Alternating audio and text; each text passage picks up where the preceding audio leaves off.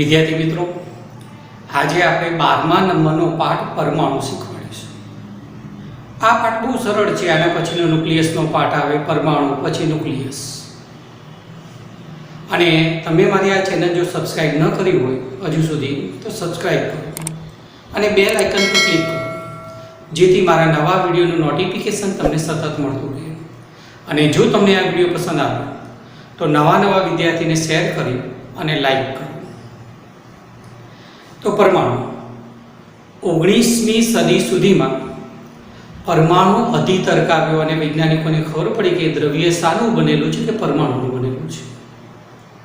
એ દ્રવ્ય પરમાણુ ભેગા થાય અને પદાર્થ બનાવે, મતલબ દ્રવ્ય બનાવે. હવે આ પરમાણુમાં શું છે? તો 1897માં જે થોમ્સનનો એક પ્રયોગ આવ્યો. આ પ્રકારની એક નળી હોય, ડિસ્ચાર્જ ટ્યુબ કહેવાય, એમાં વાયુ ભરેલો હોય અને 20 સ્થિતિમાનનો તફાવત આપી અને વિદ્યુત વિભારિત કરી, ત્યારે ખબર પડી કે દ્રવ્ય પરમાણુમાંથી ઇલેક્ટ્રોન ઉત્સર્જિત થાય છે અને આ ઇલેક્ટ્રોન ઋણ વીજભાર ધરાવે એ પ્રકારની માહિતી હતી. અને વૈજ્ઞાનિક એવું પણ જાણતા કે પરમાણુ કેવો તટસ્થ હોય. હવે પરમાણુમાંથી ઇલેક્ટ્રોન ઉત્સર્જિત થાય અને ઇલેક્ટ્રોન ઋણ વીજભાર ધરાવે અને પરમાણુ તટસ્થ હોય, તો એનો અર્થ એવો થાય કે પરમાણુમાં ધન વીજભાર હોવો જ જોઈએ, તો તટસ્થ થાય. કારણ કે જેટલું ઋણ એટલું ધન, તો તટસ્થ બને. તો આ પરમાણુમાં ધન વીજભાર પ્રોટોન અને ઋણ વીજભાર ઇલેક્ટ્રોન કેવી રીતે ગોઠવાયેલા હશે, એના માટેના જુદા જુદા મોડેલ આવે. મોડેલનો અર્થ એવો થાય, કોઈ પણ સાચી વાતને સમજવા માટે આપણે જેનો ઉપયોગ કરીએ એને મોડેલ કહેવાય. કોઈ પણ સાચી વસ્તુ હોય ને એને સમજવા માટે આપણે જેનો ઉપયોગ કરીએ એ બધાને શું કહેવાય? મોડેલ તરીકે ઓળખાય. સૌ પ્રથમ મોડેલ જે થોમ્સન નામના વૈજ્ઞાનિકે આપ્યું એને પ્લમ પુડિંગ મોડેલ તરીકે ઓળખાય છે. પ્લમ પુડિંગ મોડેલ એટલે તરબૂચ મોડેલ શબ્દનો પ્રયોગ થાય છે. આજે જે થોમ્સન છે એને એમ કહ્યું કે પરમાણુ કેવો હોય, તો આ મોડેલ એને plum pudding model, Thomson model કહેલો શબ્દ પરમાણુ અંગેનું મોડેલ.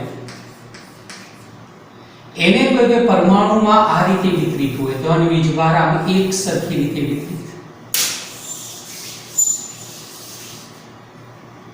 અને ઇલેક્ટ્રોન આ રીતે છૂટા છૂટા ગોઠવાયેલા હોય, જેમ તરબૂચ હોય એમાં ગર્ભનો ભાગ હોય એક સરખી રીતે અને એમાં બીજ હોય એ રીતે ઇલેક્ટ્રોન. એટલા માટે એને પ્લમ પુડિંગ મોડેલ તરીકે ઓળખાય છે કે પરમાણુ કેવો, તો ધન વીજભાર એક સરખી રીતે વિતરિત અને ઇલેક્ટ્રોન આ રીતે અલગ અલગ રીતે ગોઠવાયેલો. કેટલાક પ્રશ્નો ઊભા થાય. સ્થિત વિદ્યુત શાસ્ત્ર અનુસાર આ પ્રકારની ગોઠવણી શક્ય ન બને. ધન અને ઋણ વીજભાર હોય તો એકબીજા પર આકર્ષી બળ લગાડે, ક્યારે સ્થિર વિતરણ શક્ય ન બને કે ધન વીજભાર સ્થિર, ઇલેક્ટ્રોન સ્થિર, એવું શક્ય નથી. અને સ્થિત વિદ્યુત શાસ્ત્ર અનુસાર વીજભાર ઉપર આ સૂત્ર અનુસાર બળ લાગે. માનો કે ઇલેક્ટ્રોન હોય તો ઇલેક્ટ્રોન પર બળ લાગે, અને બળ લાગે તેથી ઇલેક્ટ્રોન પ્રવેગી ગતિ કરશે, ન્યૂટન સેકન્ડ લો. અને વીજભાર પ્રવેગી ગતિ કરે તો મેક્સવેલ વાદ અનુસાર આ પરમાણુમાંથી વિકિરણ ઉત્સર્જિત થાય, સતત તરંગ લંબાઈ વાળું વિકિરણ ઉત્સર્જિત થાય. મેક્સવેલનો જે વાત છે ને એવી જ વાત સમજાવે છે કે વીજભાર પ્રવેગી ગતિ કરે તો વિકિરણ ઉત્સર્જિત કરે, તો આ પરમાણુમાં આ પ્રકારનું સ્થિર વિતરણ શક્ય નથી. તો બળ લાગે છે, કુલંબીય બળ લાગે છે, અને તેથી વીજભાર પ્રવેગી ગતિ કરે. તો મેક્સવેલ વાદ અનુસાર પરમાણુમાંથી બધી જ તરંગ લંબાઈ વાળું તરંગ ઉત્સર્જિત થાય, વિકિરણ ઉત્સર્જિત થાય. પણ જે થોમ્સનનો પ્રયોગ, વાયુને વિદ્યુત વિભારિત કરવાનો પ્રયોગ, અને અન્ય પરથી માહિતી મળી કે દ્રવ્યમાંથી અસતત તરંગ લંબાઈ વાળું તરંગ ઉત્સર્જિત થાય છે, સતત નહીં, અસતત, મતલબ અમુક અમુક તરંગ લંબાઈ. જેમ પગથિયા હોય તો આ પગથિયે, કાં તો આ પગથિયે, કાં તો આ પગથિયે, વચ્ચેની પોઝિશન ના આપે. એમ દ્રવ્યના પરમાણુમાંથી જે વિકિરણ ઉત્સર્જિત થાય એની તરંગ લંબાઈ કાં તો λ1 હોય, λ2 હોય, λ3 હોય, અમુક ચોક્કસ, સતત નહીં. આ પ્રાયોગિક માહિતી આવી. તેથી જે થોમ્સને આ પ્રકારની ગોઠવણી બદલવા પ્રયત્ન કર્યો. એણે એમ પણ કહ્યું કે બહારથી કોઈ વિકિરણ દાખલ ન થાય ત્યાં સુધી આ ગોઠવણી સ્થિર જ રહે. આવું બધું કરવા છતાં પણ અસતત તરંગ લંબાઈવાળું વિકિરણ પરમાણુમાંથી કેમ ઉત્સર્જિત થાય છે એનો જવાબ એના મોડેલથી ન મળે. આ જે વિકિરણ ઉત્સર્જિત થાય એની તરંગ લંબાઈ પરથી પરમાણુનું પરિમાણ નક્કી થયું. જે અત્યારે આપણે 10⁻14 મીટર કહીએ છીએ ને, એ આ વિકિરણની તરંગ લંબાઈ પરથી જે થોમ્સને આ પરમાણુનો વ્યાસ કેટલો, પરિમાણ કેટલું એ નક્કી થયું. એ બાબત અહીંયા પુરવાર થઈ. આ જે થોમ્સનનું પ્લમ પુડિંગ મોડેલ છે, જે પરમાણુ કેવો હોય એની ગોઠવણી. ત્યારબાદ રુથરફોર્ડે મોડેલ આપ્યું, બોહરે મોડેલ આપ્યું. મોડેલ આપવાથી શું ફાયદો થાય કે પરમાણુનું સાચું ચિત્ર આવતું જાય. આનું મોડેલ આવ્યું, આ નિષ્ફળતા આવી, પણ એમાં સુધારો થઈ બીજો વૈજ્ઞાનિક બીજું મોડેલ આપે. એમાં પણ કોઈ ખામી હોય એનો પણ સુધારો થાય, પછી અલગ મોડેલ આવે. આમ ધીમે ધીમે પરમાણુનું સાચું ચિત્ર તરફ આગળ વધીએ અને વિજ્ઞાનનું શું થાય, ક્રમશઃ વિકાસ થતો જાય. તેથી થોમ્સન, પછી રુથરફોર્ડ, બોહર, એમ આગળ જુદા જુદા પરમાણુ અંગેના મોડેલો આવ્યા. થોડુંક જાણકારી માટે, આજે જે થોમ્સનનું જે મોડેલ છે, પ્લમ પુડિંગ મોડેલ, એ નિષ્ફળ ગયું. એટલે એની એક મર્યાદા આવી. એને અમુક બાબત સમજાવી, પણ જે ગોઠવણીની વાત હતી એ સંતોષકારક નથી. ત્યારબાદ 1911માં ગાઇગર અને માસ્ટર નામના વૈજ્ઞાનિકે રુથરફોર્ડની સૂચનાથી એક પ્રેક્ટિકલ કર્યું. આ પ્રયોગ કેવો હતો, આ રીતે પીબીની 2 ઈંટો લીધી.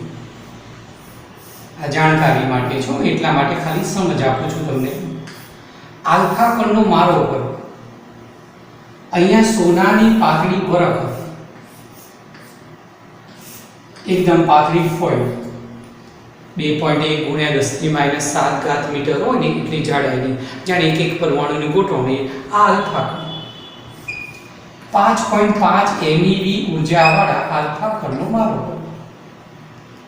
અને જુદી જુદી દિશામાં આલ્ફા કણ કેટલા જાય છે એ જાણવા માટે આવી રીતે માઇક્રોસ્કોપ ગોઠવી દીધું. ZNS નો પડદો હોય ને એવો લગાડેલો માઇક્રોસ્કોપ, એટલે સેન્ટિલેશનની ઘટના થાય. મતલબ જ્યાં આલ્ફા કણ અથડાય ને ત્યાં પ્રકાશનું ટપકું ઉત્પન્ન થાય. અને એના પરથી કઈ દિશામાં કેટલા આલ્ફા કણ પ્રકિરણ પામે છે એની માહિતી મળી. અને આ પ્રેક્ટિકલનો ગ્રાફ આ પ્રકારનો હતો,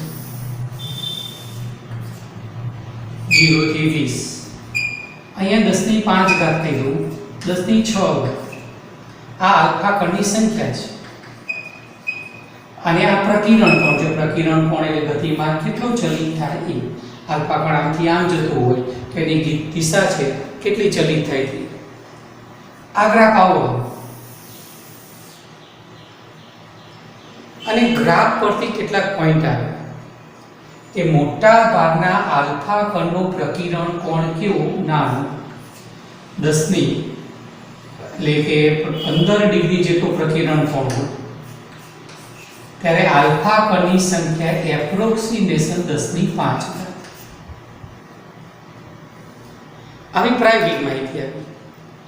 10,000 એક આલ્ફા કણનો પ્રકિરણ કોણ 180 ડિગ્રી આવે. 180 ડિગ્રીનો અર્થ શું થાય, જો આમ પરમાણુ સાથે અથડાય અને એ દિશામાં પાછો આવે એટલે પ્રકિરણ કોણ કેટલો થયો, 180. આમ જાય અને આમ રિટર્ન આવે, ખૂણો કેટલો થયો, આમથી આમ થઈ ગયો 180 ડિગ્રી. 10,000 એક આલ્ફા કણનો પ્રકિરણ કોણ 180 ડિગ્રી. આના પરથી રુથરફોર્ડે વિચાર કર્યો કે 10,000 એક આલ્ફા કણનો પ્રકિરણ કોણ 180 મળે, આલ્ફા કણ દળ, અને મોટા ભાગના આલ્ફા કણનું પ્રકિરણ કોણ ખૂબ નાનું. તેથી રુથરફોર્ડે એમ કહ્યું કે પરમાણુ કેવો હશે, પોલો હશે. પરમાણુ પોલો હશે અને પરમાણુનું મોટા ભાગનું દળ તેના કેન્દ્રમાં કેન્દ્રિત હશે.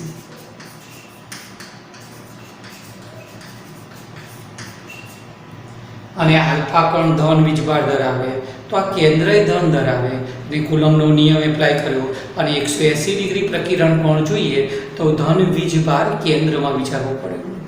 અને એ જમાનામાં ખ્યાલ હતો કે પ્રોટોન ધન વીજભાર ધરાવે અને પ્રોટોનનું દળ વધુ, ઇલેક્ટ્રોનનું દળ નહીં વધે. તેથી પ્રોટોન ક્યાં હશે? કેન્દ્રમાં. આ કેન્દ્રનું નામ ન્યુક્લિયસ આવ્યું.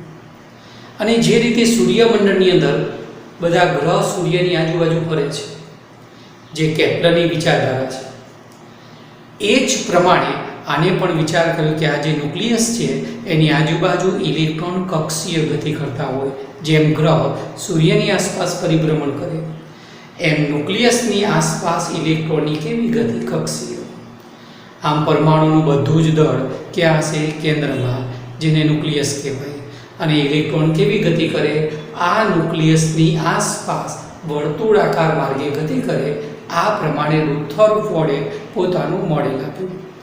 એને પણ કેટલીક નિષ્ફળતા મળી કે ઇલેક્ટ્રોન વર્તુળાકાર માર્ગે જ કેમ ગતિ કરે. અને ઇલેક્ટ્રોન જો વર્તુળાકાર માર્ગે ગતિ કરે તો કે પ્રવેગી ગતિ થાય. અને પ્રવેગી ગતિ કરે તો ઇલેક્ટ્રોનમાં ઉર્જાનું ઉત્સર્જન કરે. તો એનો ગતિમાન વર્તુળાકાર ન રહેતા કમાનાકાર બને અને ઇલેક્ટ્રોન ન્યુક્લિયસમાં આવી જાય. તેથી પરમાણુની સ્થિરતા ન સચવાય એટલા માટે રુથરફોર્ડના મોડેલમાં પણ કેટલીક મર્યાદા આવી. આ બધી બાબતો આપણે સમજ પૂરતી જાણકારી માટે અને આલ્ફા કણનો આ પ્રયોગ કહેવાય ગાઈગર અને માસ્ટરનો. અને ત્યારબાદ આ પ્રયોગના પરિણામો રુથરફોર્ડે સમજાવ્યા. તો રુથરફોર્ડનું પરમાણુ અંગેનું મોડેલ કહેવાય. આ થિયરી પૂછાતી થિયરી છે કે પરમાણુમાં ન્યુક્લિયસની આસપાસ ઇલેક્ટ્રોન કક્ષીય ગતિ કરે અને એની ઉર્જાનું સૂત્ર મેળવો. તમને ખ્યાલ છે કે રુથરફોર્ડે શું કહ્યું કે પરમાણુ કેવો? પોલો. પરમાણુનું બધું જ દળ ક્યાં? કેન્દ્રમાં, જેને ન્યુક્લિયસ કહેવાય. અને સૂર્યમંડળ પરથી એને એમ કહ્યું કે ન્યુક્લિયસની આસપાસ ઇલેક્ટ્રોન વર્તુળાકાર માર્ગે પરિભ્રમણ કરે. તો આ વર્તુળાકાર માર્ગે જે ઇલેક્ટ્રોન પરિભ્રમણ કરે એની ગતિ ઉર્જા, એની સ્થિતિ ઉર્જા, એની કુલ ઉર્જાનું સૂત્ર આપણે મેળવવાનું છે. આ પરમાણુ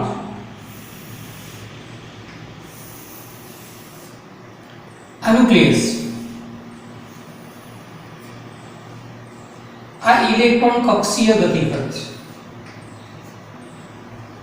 અને ન્યુક્લિયસમાં માનો કે Z પ્રોટોન હોય તો ન્યુક્લિયસનો વીજભાર કેટલો? Z. હાઇડ્રોજન હોય ને તો Z ની કિંમત કેટલી? 1. Z બરાબર આ ન્યુક્લિયસનો વીજભાર, એક પ્રોટોનનો વીજભાર E, તો Z પ્રોટોનનો વીજભાર કેટલું? Z. આ ઇલેક્ટ્રોનની કક્ષીય ત્રિજ્યા.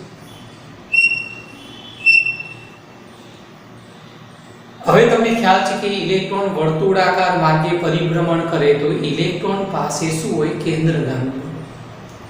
કેન્દ્રગામી બળ છે ને સીધે સીધું ક્યારે ન ઉત્પન્ન થાય? કોઈને કોઈ બળનું કેન્દ્રગામી બળમાં રૂપાંતર થાય. જેમ ચંદ્ર પૃથ્વીની આજુબાજુ ફરે તો ચંદ્ર પાસે કેન્દ્રગામી બળ આવે ક્યાંથી? તો પૃથ્વી દ્વારા ચંદ્ર પર લાગતો ગુરુત્વાકર્ષણ.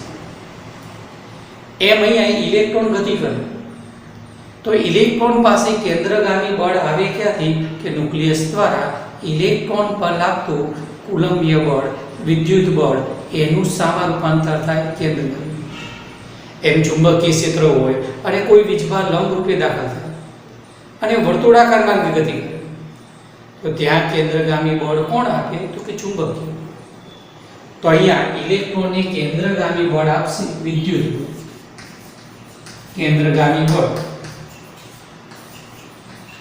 પૂરું પાડશે વિદ્યુત બળ આપશે. કુલંબીય બળ કહેવાય અને વિદ્યુત બળ કહેવાય, અથવા આપણે કુલંબીય બળ કહીએ તો પણ ચાલે.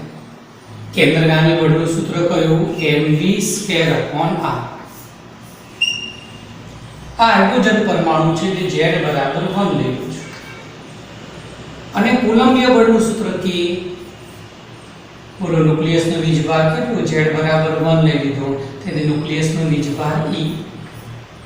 ઇલેક્ટ્રોનનો વીજભાર E upon r સ્ક્વેર. આ કુલંબીય બળ ઇલેક્ટ્રોનને કેન્દ્રગામી બળ આપે. mv square upon r k ની જગ્યાએ લખી દો 1/4 પાઈ epsilon 0 e square upon r square. આ એક r ઉડાડી સ્મોલ r ને સૂત્ર કરતા બનાવો તો 1/4 પાઈ એપ્સિલોન 0 e સ્ક્વેર upon શું થશે mv સ્ક્વેર. mv સ્ક્વેર વાળું પદ છેદમાં આવ્યો આને સૂત્ર કરતા બનાવ્યું.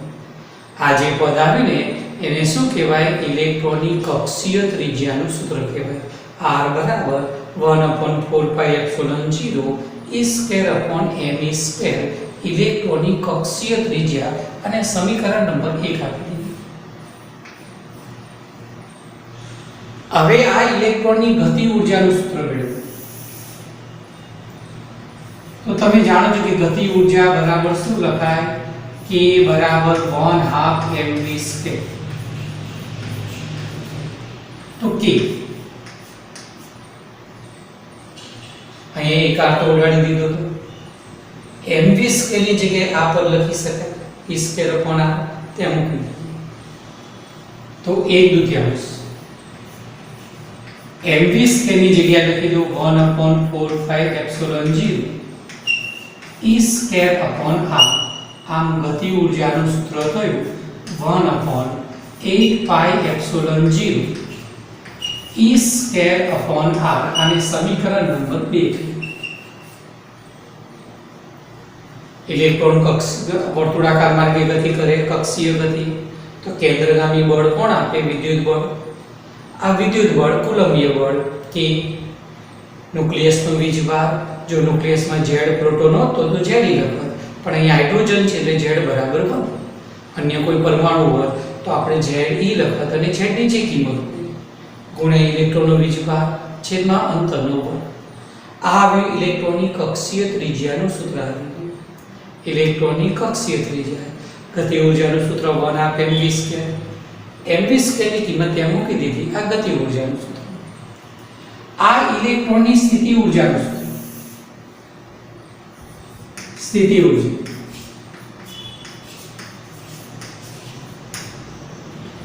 U બરાબર -k ન્યુક્લિયસનો વીજભાર ઇલેક્ટ્રોનનો વીજભાર upon અંતર. કુલમ્બનો નિયમ હોય ને એમાં સ્ક્વેર આવે. સ્થિતિ ઊર્જાના સૂત્રમાં r આવે. સ્થિતિ ઊર્જા માઈનસ એટલા માટે આવે કે આ ન્યુક્લિયસ છે ને ઇલેક્ટ્રોન પર આકર્ષી બળ લગાડે તેથી ઇલેક્ટ્રોનને જકડી રાખે.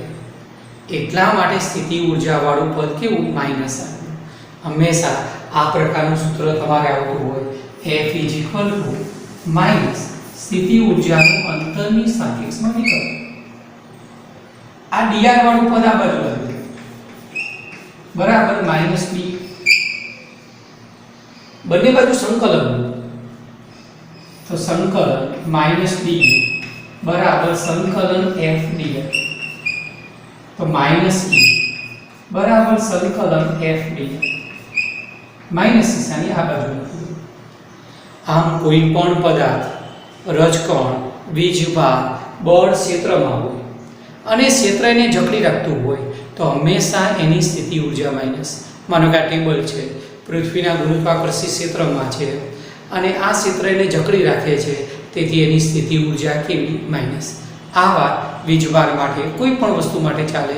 એટલે બળ ક્ષેત્રમાં પદાર્થ હોય અને ક્ષેત્ર જકડી રાખતું હોય તો હંમેશા સ્થિતિ ઊર્જા વાળું પદ માઈનસ આવે. અને બીજો ખ્યાલ પણ રાખો કે હંમેશા ગતિ ઊર્જા કરતાં સ્થિતિ ઊર્જા વાળું પદ માઈનસ પણ બમણું આવે. એમ કોઈ સેટેલાઇટ હોય અને પૃથ્વીની આજુબાજુ પરિભ્રમણ કરતો હોય તો આ સેટેલાઇટની સ્થિતિ ઊર્જા માઈનસ ગતિ ઊર્જા પ્લસ. ગતિ ઊર્જાની કિંમત x હોય તો સ્થિતિ ઊર્જાની કિંમત -2x હોય. એટલા માટે કુલ ઊર્જા બરાબર k + u. k ની કિંમત x, u ની કિંમત -2x. તો કુલ ઉર્જા E બરાબર શું થાય? x - 2x બરાબર -x. અને આ કુલ ઉર્જા માઈનસ આવે એનો અર્થ એવો થાય કે આ સેટેલાઇટ પૃથ્વીના ક્ષેત્રના કારણે જકડી રાખે છે, એને બંધિત અવસ્થા કહેવાય, જે બાબત તમે 11માં સમજો છો. અહીંયા k ની જગ્યાએ આપણે 1/4πε0 મૂકી E સ્ક્વેર અપોન r. તો આ આવ્યું સ્થિતિ ઊર્જાનું સૂત્ર, આ ગતિ ઊર્જાનું સૂત્ર, આ ઇલેક્ટ્રોનની સ્થિતિ ઊર્જાનું આપણી પાસે સમીકરણ. આ જે ઇલેક્ટ્રોન છે એની કુલ ઊર્જા બરાબર ગતિ ઊર્જા વત્તા સ્થિતિ ઊર્જા. કુલ ઊર્જા. ચલો ગતિ ઊર્જાનું સૂત્ર મૂકી દઉં.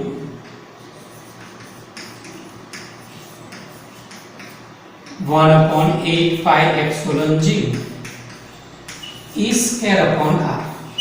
स्थिति ऊर्जाનું સૂત્ર મૂકી દઉં -1/4πε0 E स्क्वायर अपॉन r.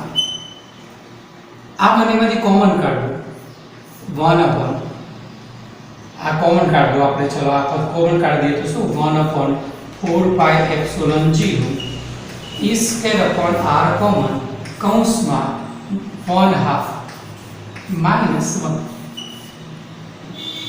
તમે સમજી શકો છો અથવા આમે સ્કેલ ક્લિયર છે કે અડધામાંથી આખો બાદ થાય તો માઈનસ અડધો જ વધે કે ક્યારેક ખ્યાલ ના આવે તો આ રીતે સામાન્ય કરો.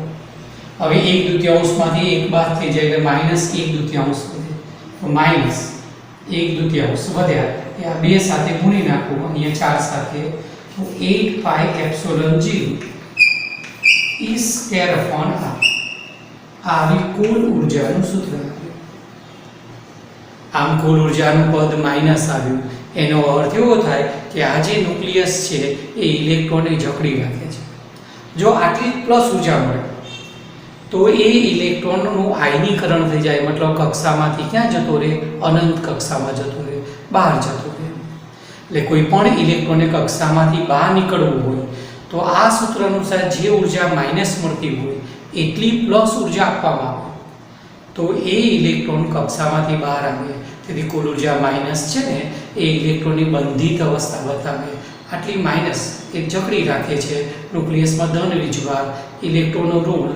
તેથી આ માઈનસ ઊર્જા એ એની જકડી રાખતી બંધિત અવસ્થા તરીકે ઓળખાય, જેને આપણે બંધન ઊર્જા તરીકે વિચારીએ.